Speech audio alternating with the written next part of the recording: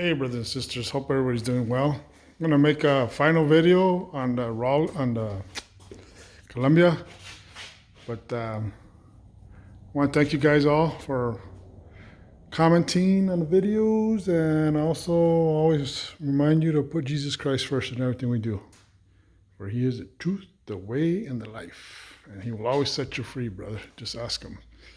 But you need to search Him. Don't take my word. Go knock on the door, ask Him for what you need, and fellowship with Him, and let Him know where you're at, what you're going through, your troubles, your woes, people that you pray for. Or if you don't pray, you should start praying for people. But, you need to ask the good Lord first.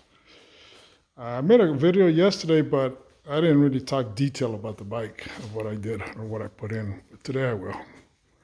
So, remember, always put the good Lord first. So, these kits that I bought, like this, they turned out really great. I didn't even end up using all of it. And that's only because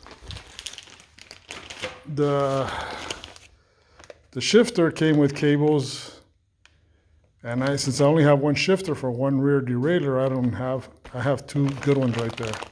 So overall, this kit was worth investing in because the kit was like maybe $9, this whole kit. And these cables, when you buy them, they're like $6 sometimes with the housing, so it's better to just get the whole thing, and then you end up with all the housing settings, and then this is all free, leftover, because I got what I needed from there, and I just keep that for the next one. This is a complete set right here, yellow. So let's go down what all we did. Well, I gotta take off this shirt, it's warm in here. Flex some muscles. One second. And that bike right there is a Shasta Serengeti. I messaged a guy who's local here, and he says he does powder coating for $40. I sent him a note if he would do bicycles, because it looked like he has a lot of car stuff. And he wanted a picture of a bicycle. It's like, really? All right. It's a bicycle. Anyways, that's for that one. Maybe powder coated, I don't know. So he said it was sandblast and powder coated, so not bad for $40. Anyways, the Columbia. So, the Columbia, we'll start with the tubes and tires. The tubes and tires are still in good shape. The tubes are holding air, so that was a win. The rims are nice and straight. They're nice and true. No need for truing them. They were dirty, rusty, so I had to spend a lot of time cleaning them. But overall, it wasn't too bad. So the front ones as well. I rebuilt the axles, cleaned up all the bearings, re-lubed all the bearings with new grease. Didn't look like any other bearings were compromised at all. Again, the bottom bracket, I left that alone. I just lubed it. This is from my Raleigh. Wait a minute. Yeah, no, that came from my, where'd it come from? I think it came off of this bike. Because this bike, that one came off of my Specialized. But I like the way it came out on this one. It's got new pedals, brand new chain. I rebuilt the entire freewheel, took it all apart, re-lubed all the bearings and the cones and all that, the cups. Same for the axle, rebuilt the entire rear axle. Re-greased all the bearings and stuff. the derailleur, I cleaned it all up. I usually take all this apart and lube it there. This part, you lube it. You don't really want to take too much apart, but you can. Brand new cable sets, brand new cables for the shifters, brand new shifters right there. It's a 7-speed. Of course, that was the stem that I ended up using. The other ones were longer. This one was shorter, so I liked the way it looked. Painted the cap also to match, you know, right there. I wasn't looking to match the paint. I was looking for a different shade, and I was looking for actually darker, but I'm okay with that finish. Got new brakes, levers, front and rear. I made these cables with the new cable set. I put those caps on. That's what my wife wanted, those colors.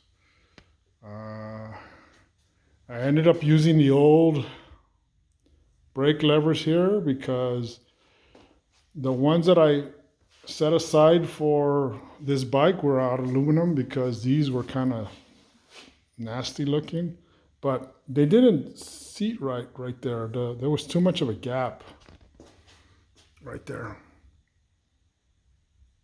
Come on, focus right there. And it didn't look right.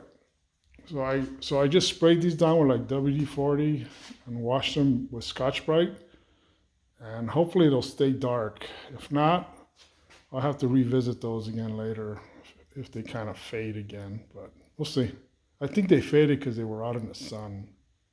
But now that usually when you spray down like a whole frame with WD-40, it kind of controls the oxidation, and it will bring a different shine to a frame or anything else you need it on. So that's what I did. And I ended up using the old ones again. I got new brake pads, all new, front and rear.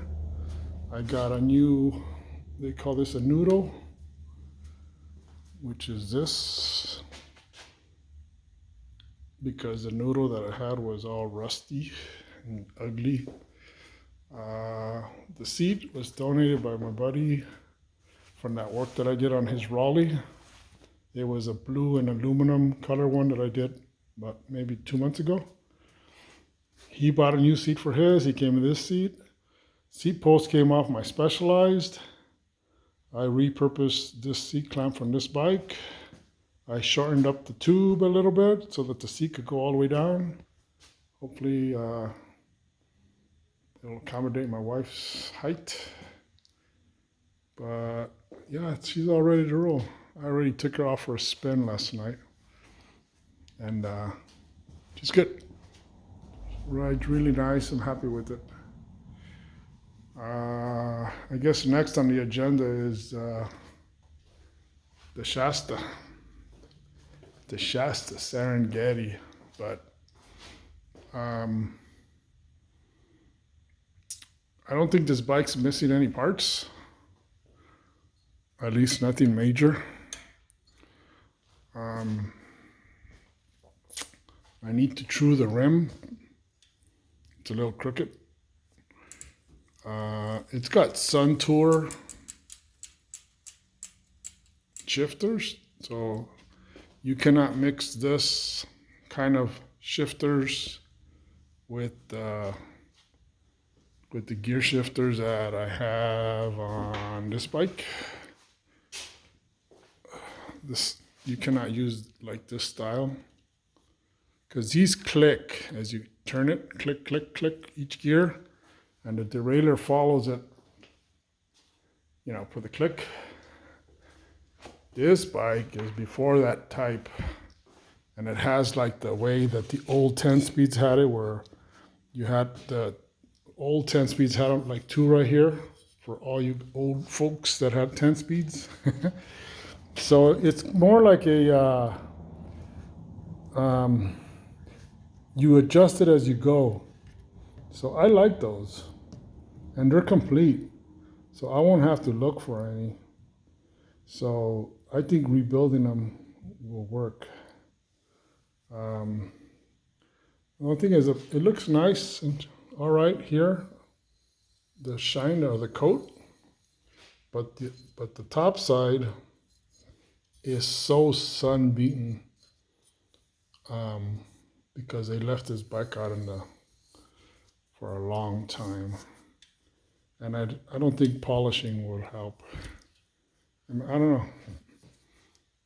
I don't know yet, but I want to make it look, because it's a smaller frame, so it'll turn out to be like a comfort bike, but it's gonna end up looking like that one right there. That's like a late 80s, like maybe like an 87, 88 Ross Mount Hood. It's an 18 speed. And that one too also has, it doesn't have shunt tour derailleurs, but it has these like progressive kind of, it was missing the cap, but they still work, they're functional. I'll show you what they're supposed to look like. When you take care of your stuff, they should look like this. Right there. These are Shimano SISs. These are kind of shift like that too. They don't click, they kind of progress. Well, actually this one does, but not the other one. The other one is like the old way that we had on 10 speeds. I don't really have a set like that on anything else. Well, actually I do. Take it back. Right here.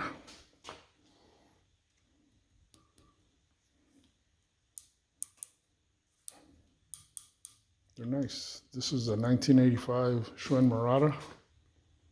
And then I have one more. It's either an 83 or an 84. This one right here. They're pretty interesting because even though when you move the lever, it might not make noise, but you see this little tab here? You could adjust it and it will make noise. So it gives you like a 2-stage or 2 ways of doing it. It's like having what did they used to have, those automatic stick shifts? If anybody remembers those on Volkswagens, you had your 4 speeds, manual transmissions, and then Volkswagen also had an automatic transmission. They were rare, but they were out there. But I'm dating myself now. So anyways, I guess I'll find out when I tear down if I do want to powder coat it. And then I'll have to make a decision. But it doesn't need a lot of work. I mean, it's typical tear down, and the first thing I'm gonna do is take off these tires. And then I have a set of tires down there that I got from, what bike did they come on? Oh yeah, they came on the Raleigh. And the Raleigh, I put those tires on there because they're beefier.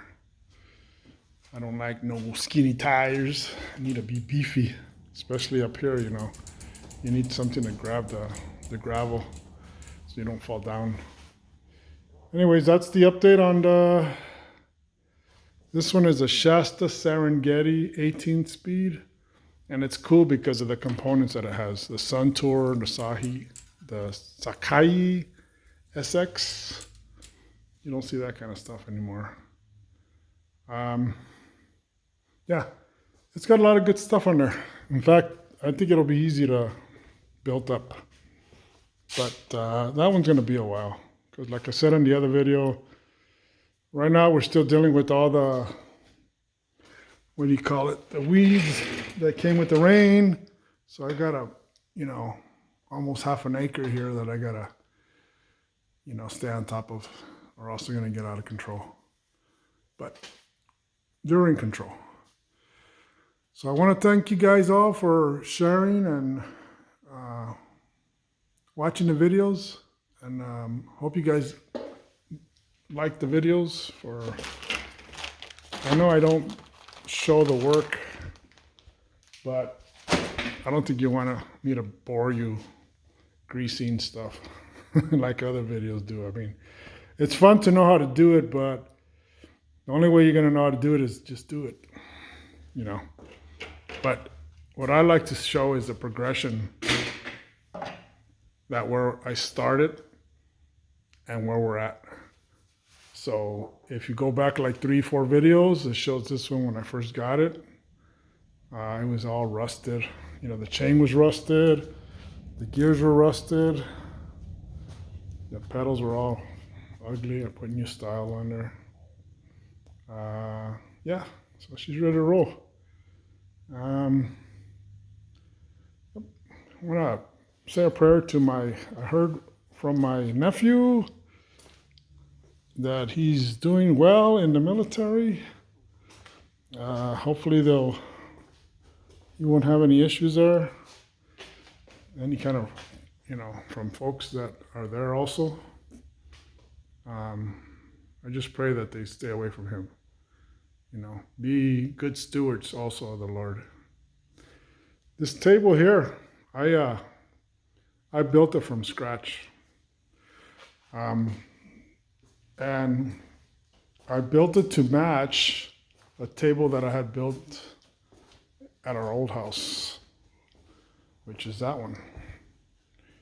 But it didn't have that top. It was just the table. But my cousin that's off to the military, he was working on a project, and he had stained this, put all these coats of like lacquer on there for a project he was doing, but he never finished it. I saw the remnants at my cousin's house. They gave them to me. They gave me the rest of the plywood, and that's what I built the table out of. And then, so these 2 pieces of table are from Mijo's project. So that's his table. And that table, you could dance on it. You could stand on it and walk on it. It's not going to go anywhere. So it turned out to be a great workshop table for bicycle building. Keep the cost down to a minimum. You know, you got to learn how to repurpose and reuse and stuff. Another thing I want to show is that right there.